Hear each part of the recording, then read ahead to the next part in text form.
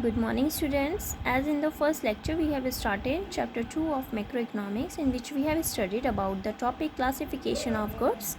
So, now in the next topic, in the same chapter, is concept and components of consumption expenditure. Before starting this, I just want to tell you that all of you just watch these tutorials in your student portal instead of your YouTube. By logging in student portal, your attendance will taken there. So just see your videos and assignments by student login in the school website. So students, now we will starting our new topic, that is concept and components of consumption expenditure. So as in macroeconomics, consumption expenditure refers to aggregate consumption expenditure in the economy. Now who are the consumers in the economy. ठीक है, consumption expenditure मतलब जितना भी aggregate मतलब सम of जितना भी consumption expenditure होता है इकोनॉमी में, उसको हम कंजप्शन एक्सपेंडिचर बोलते हैं. ठीक है ना. कंज्यूमर्स कौन होते हैं इकोनॉमी में? Who are the consumers in the economy? Consumers are of three type, that is household, government and non profit private institutions. Consumers को क्लासीफाइड किया है, broadly classified as household, government and non-profit private institutions like NGO, temples, mosques, gurdwaras and others. What does household do? Household buys consumer goods for satisfaction of their wants. Consumer करते हैं buy goods for their satisfaction of their wants. Government buys consumer goods for distribution among defense forces, for midday meals in government schools, etc. Non-profit private institutions buys consumer goods for charity. जो non profit private institutions होते हैं वो क्या करते हैं? Consumer goods को खरीदते हैं, किस लिए? चैरिटी के लिए. ठीक है. Now so the government buys consumer good for the defense. Non-profit private institutions buy consumer goods for charity. If we add up expenditure on the purchase of consumer goods, so if we add up expenditure on the purchase of consumer goods by the household, government and non-profit private institution, we get an estimate of total consumption expenditure in the economy. अगर हम लोग क्या करते हैं, house hold के द्वारा जितना भी परचेज हुआ है, purchase of consumer goods by house hold, government और नॉन प्रॉफिट प्राइवेट इंस्टीट्यूशंस ने जितना भी परचेज किया है कंज्यूमर गुड्स को, अगर उसके एक्सपेंडिचर को हम एडअप करते हैं तो हमें total consumption expenditure find out हो जाता है. ठीक है.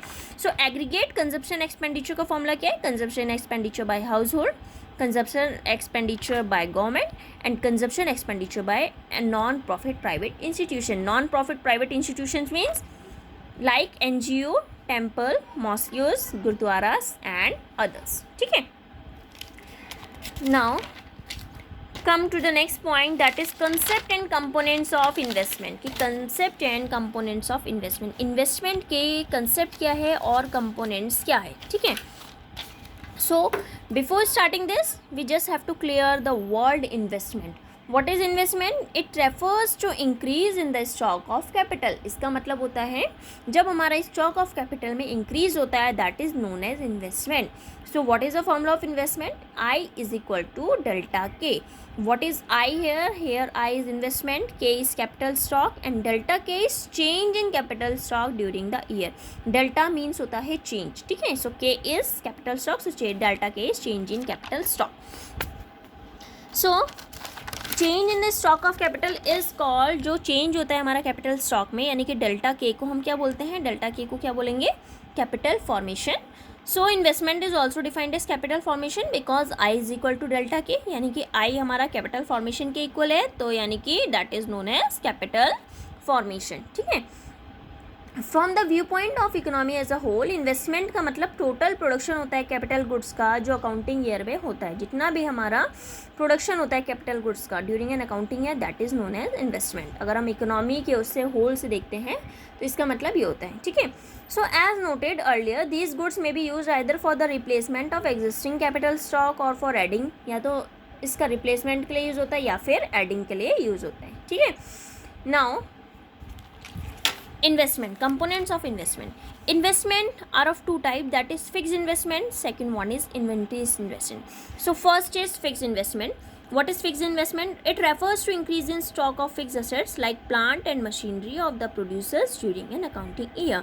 जो भी हमारा फिक्स एसेट्स में जो प्रोड्यूसर्स होते हैं उनके जो फिक्स एसेट्स हैं जैसे प्लांट और मशीनरी, जितना भी उनके इंक्रीज होता है स्टॉक में उसको क्या बोलते हैं? Fixed investment. ठीक है, फिक्स इन्वेस्टमेंट को कैपिटल फॉर्मेशन भी बोलते हैं, फिक्स कैपिटल फॉर्मेशन भी बोलते हैं.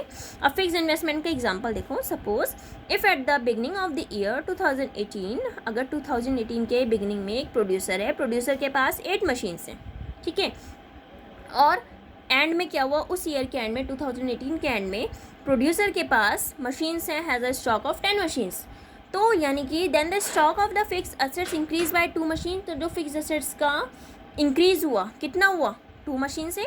So therefore here fix investment of the producer during the year 2018 is 2 machines. ठीक है, जितना भी इंक्रीज होता है स्टार्टिंग में कितना है, लास्ट में कितना है, जितना भी इंक्रीज होता है that is known as fix investment. ठीक है, सो फिक्स इन्वेस्टमेंट.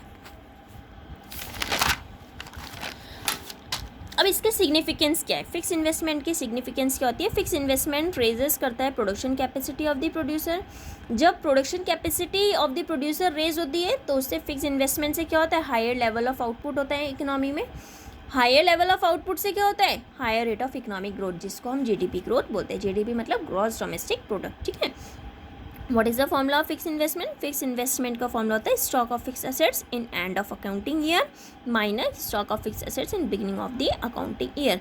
कि जितना एंड में है उसमें से अगर हम बिगिनिंग वाले को माइनस कर देते हैं that is known as fix investment. ठीक है, then the fix investment value is found. Now second one is inventory investment.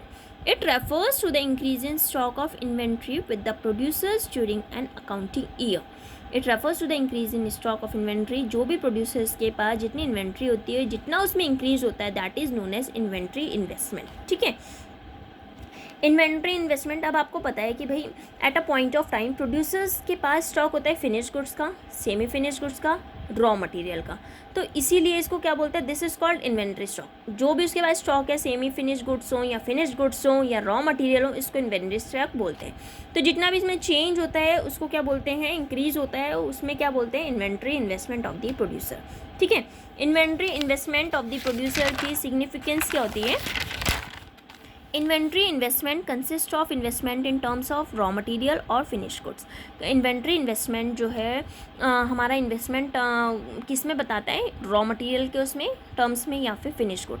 जो स्टॉक है फिर रॉ मटेरियल है वो क्यों सिग्निफिकेंट है, उसकी क्या इंपॉर्टेंस है?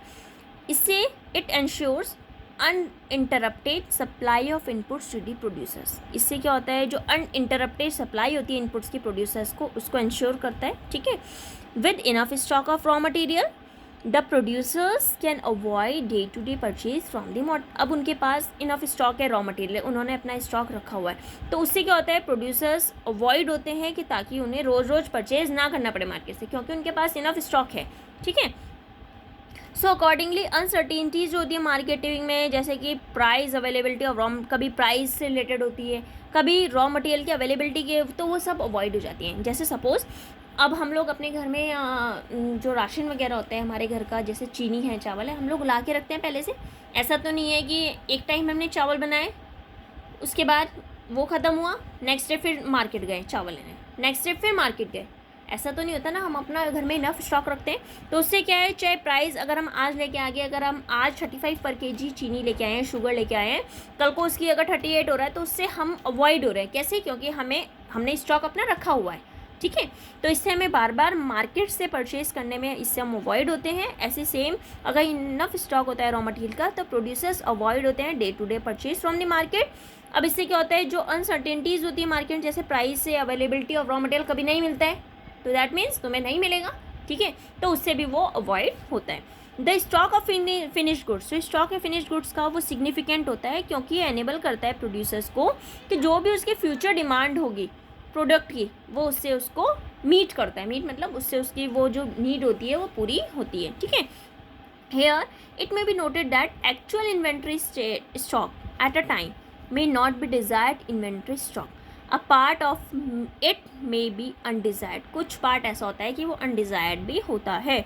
अब producer may have expected to sell, उसको सपोज वो एक्सपेक्टेड कर रहा है कि भाई 1000 यूनिट्स ऑफ वॉशिंग मशीन उसने सेल करनी है, लेकिन एक्चुअल में क्या हुआ? उसने सेल कितनी करनी है, सिर्फ 500 यूनिट्स की. So in such case 500 units of washing machines क्या है, अनसोल्ड स्टॉक है. So are an undesired inventory stock, क्या हुआ, एक्स्ट्रा रह गई उसके लिए.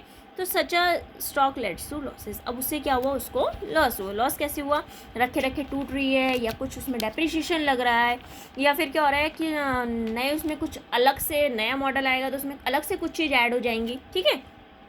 सो it such a stock leads to losses. Now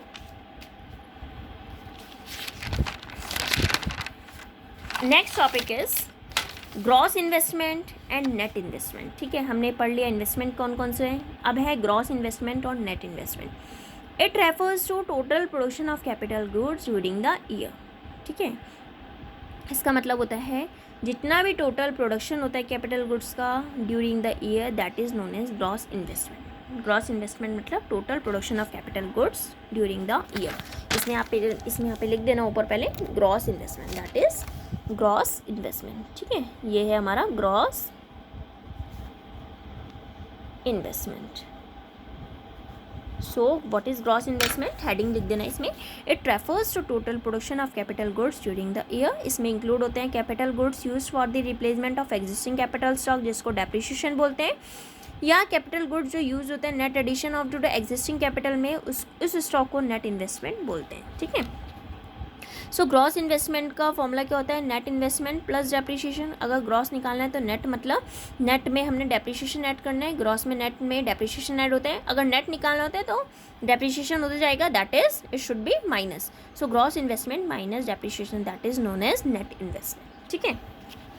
now significance of net investment. ठीक है, सिग्निफिकेंस क्या होती है नेट इन्वेस्टमेंट की, ये एनहेंस करता है प्रोडक्शन कैपेसिटी को, जनरेट करता है अपॉर्चुनिटीज़ ऑफ एम्प्लॉयमेंट को, एंड प्रमोट करता है efficiency of labour and accelerates GDP growth. ठीक है. Okay, now we are closing this topic, sorry, this is we are closing this topic, that is investment and consumption expenditure. In the next topic we will start consumption or concept of depreciation. Okay, in the next topic we will start concept of depreciation. So on this basis I just will give you assignment in your by your student login. You can see your assignment. Okay, thank you, bye.